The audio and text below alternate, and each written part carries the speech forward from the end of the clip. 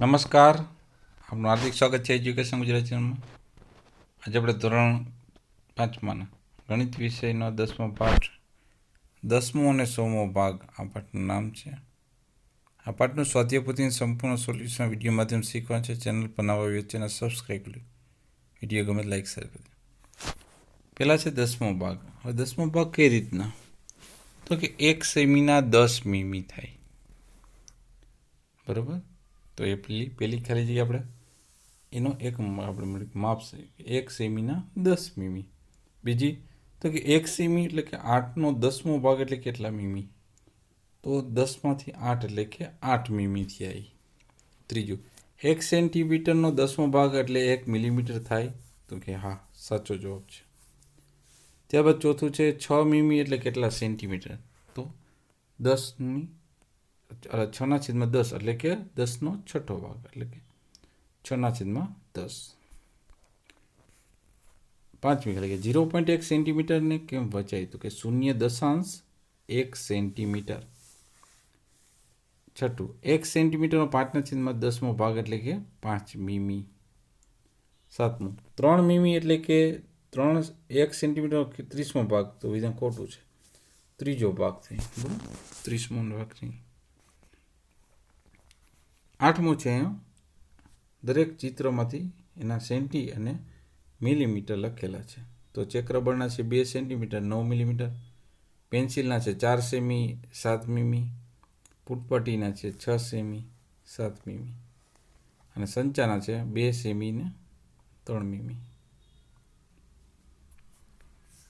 0.9 semi એટલે કેટલા મીમી, તો કે 9 મીમી. 10મું 0.2 સેમી ને 1 સેમીના 10મા ભાગમાં 2 ભાગ જેટલું કહી શકાય, વિધાન સાચું છે. 11મું 2 સેમી એટલે 9 મીમી ને સેમી દર્શાવે તો 2.9 સેમી થશે. 12મું 5 સેમી ને 5 મીમી તો 5.5 સેમી થશે.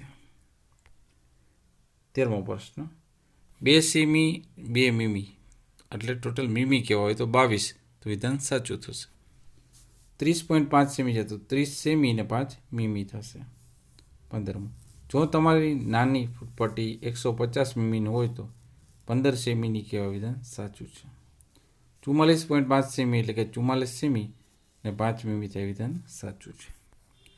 17મું છે મીમીમાં રૂપાંતર કરો, તો કે 12 સેમીના મીમી કેટલા થાય, તો 1 સેમીના 10 મીમી તો 12 સેમીના 120 મીમી થયા. બીજો દાખલો 12.8 સેમી છે, તો હવે 128/10 શું કામ લખ્યા, કે પોઈન્ટ રદ કર્યો એટલે. તો 1 સેમીના 10 મીમી તો 128/10 સેમીના કેટલા, હવે 128/10 ગુણાંકમાં 10 આવશે, 10/10 રદ થઈ ગયા એટલે 128 મીમી થઈ જશે. એ જ રીતના 0.4 છે તો 4/10 સેમી થઈ જશે. હવે 1 સેમીના 10 મીમી તો 4/10 કેટલા થાય, 4/10 ગુણાંકમાં 10 એટલે કે 4 મીમી જેટલા.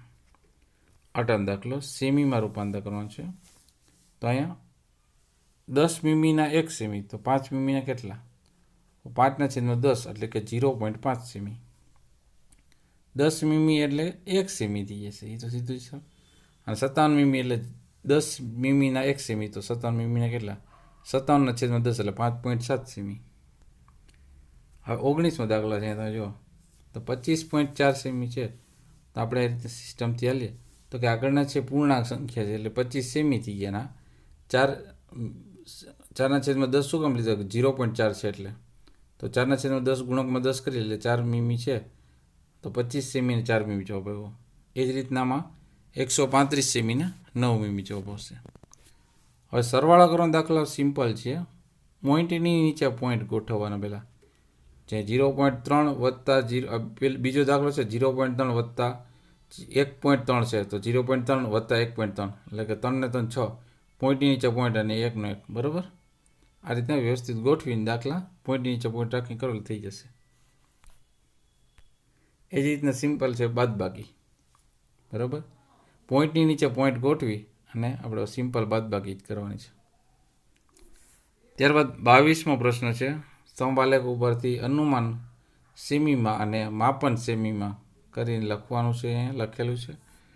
એના આધારિત પ્રશ્નોના જવાબો છે અહીંયા, બરાબર. પછી નેક્સ્ટ પોઈન્ટ છે 100મો ભાગ, તો કે 1 પૈસો એટલે 1 રૂપિયાનો 100મો ભાગ થાય, તો વિધાન સાચું છે. 99 પૈસા એટલે કેટલા રૂપિયા? તો 0.99, અને 100 પૈસા એટલે 1 રૂપિયો.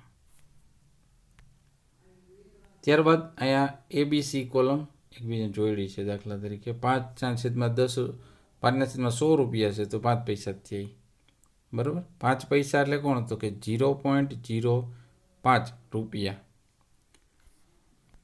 ઓકે, તે તમે નોટ ડાઉન કરી. હવે તમે જો નોંધ વધારે જુઓ તો અઘરી છે. એક 3/4 રૂપિયા જો, તો 3/4 એટલે 3/4 ગુણકમાં 100 કરવાના. 25/4 100, એટલે 25/4 100 થાય, તો 25×3 = 75, એટલે 75 પૈસા થયા. અને આ પોઈન્ટમાં શું થશે? 0.75. નેક્સ્ટ પૈસામાં રૂપાંતર કરતો કે 1 રૂપિયો એટલે 100 પૈસા, તો આટલા રૂપિયા કેટલા? એના દાખલા ગણેલા છે. અને એનાથી ઉલટું, પૈસામાંથી રૂપિયામાં ફેરવવો હોય તો એને ભાગાકાર કરી નાખવાના. 100 પૈસા એ 1 રૂપિયો, તો 400 પૈસા એ 4 રૂપિયા. 100 પૈસા 1 રૂપિયો, 72 100 પૈસા એ 72 રૂપિયા. નેક્સ્ટ 29મો દાખલો છે. પૈસામાં રૂપાંતર કરવું, તો 3 રૂપિયાના 300 પૈસા, એમાં 60 ઉમેરી દો, 360 થઈ ગયા. 12 રૂપિયાના 1200 પૈસાના, એમાં 20 ઉમેરી દો, 1220 થઈ ગયા. બાકી ખરા ખોટા તમે જોયું. પછી કંપાસ બોક્સનો દાખલો છે, સિમ્પલ ગુણાકારનો, બરાબર. એક ફોલ્ડરની ફાઇલની કિંમત છે 12.30 રૂપિયા, તો 18 ફોલ્ડરની કેટલી? તો 12.30 ગુણાકારમાં 18 કરીને જો પહેલાં ગુણાકાર કરી નાખો, પછી એકમ દશકને 100 પર પોઈન્ટ છે, તો જવાબમાં આવ્યો ને એમાં એકમ દશકને 100 પર પોઈન્ટ કર્યો. પહેલાં સિમ્પલ ગુણાકાર જ કરી નાખવાનો. ઓકે, 35મો છે અહીંયા. એક કેળાની કિંમત છે 1.50 રૂપિયા, તો 1.5 ડઝનના કેટલા થાય? તો 1.5 ડઝન એટલે પહેલાં તો એ ગોતવું પડે, તો 1.5 ડઝન એટલે એ થયા 18 નંગ. 1 નંગના 1.5 રૂપિયો છે, તો 18 નંગના કેટલા હતા? તો એ 27 રૂપિયા થયા. 30 રૂપિયા આપીએ તો 27માંથી પાછા કેટલા આવશે? તો 3 રૂપિયા. આ રીતના સ્ટેપ બાય સ્ટેપ દાખલો થશે. પછી સરવાળા બાદબાકીના દાખલા છે. પોઈન્ટની નીચે પોઈન્ટ રાખીને ઉપર સરવાળાના 4 દાખલા, 4 છે બાદબાકીના દાખલા કરેલા છે. વિડીયો પોઝ કરીને નિરાંતે લખી લેજો. 38મો છે કે અહીંયા દરેક ચોરસમાં કેટલા ભાગ મુજબ રચના કરશે. તો આ તમે જો એકમ દશકને 100 પર પોઈન્ટ છે, એટલે બધા 100 ખાના છે. તો પહેલામાં 35 ખાના રંગેલા છે, બીજામાં 7 અને ત્રીજામાં 53. કોઈ પણ 53 રંગી શકો એવું નહીં. નેક્સ્ટ આપણે જોઈએ તો કે 1 મીટરના 100 સેમી છે, તો 1 સેન્ટીમીટરના 1 મીટરનો કેટલામાં ભાગ થાય? 100મો ભાગ થાય. અને 1 સેન્ટીમીટર એટલે કે 0.01 મીટર.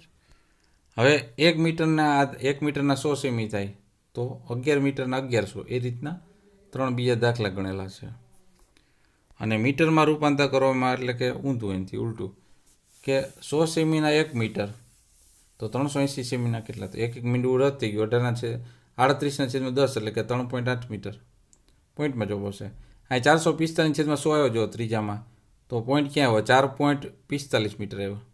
એ જ રીતના 9/100 છે, તો 0.09 મીટર થશે. બાકી રીતે ખાઈ જગ્યાઓના ખરા ખોટા છે. નેક્સ્ટ પછી આપણે એક વિદ્યાર્થીનું નામ અને કેટલા મીટર કૂદ્યા એની આધારે પ્રશ્નના જવાબ છે, અહીંયા લખેલા છે. નોટ ડાઉન કરી લેજો તમે. એકદમ ઇઝી છે. 53 દાખલો. જયેશ પાસે 5 મીટર 30 સેમી લાંબી દોરી હતી, એમાંથી કૃણાલને 3 મીટર 40 સેમી દોરી આપી દે, તો કે જયેશ પાસે કેટલી લાંબી દોરી વધી હતી?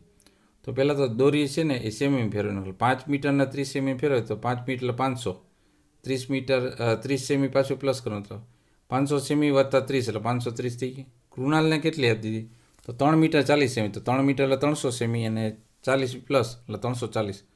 530માં 340 બાદ કરે એટલે 190 સેમી વધી. એ જયેશમાં લાંબી દોરી એટલી વધી હોય. બાકીના દાખલા નંબર જે તમે જોશો 55 નેપાળી રૂપિયાની પર કમ્પ્લીટ કરેલા છે દાખલા. તમે જુઓ સરળતાથી. એક કોરિયન 1 વનના 0, તો 0.5 રૂપિયા હોય તો 4 રૂપિયાના કેટલા થાય? 8 વન થઈ. પછી બધા આ તમે જો સાબુ, ટૂથપેસ્ટ અને વોશિંગ પાવડર લેવા, ત્રણેયની કુલ કિંમત એટલે સરવાળો કર્યો.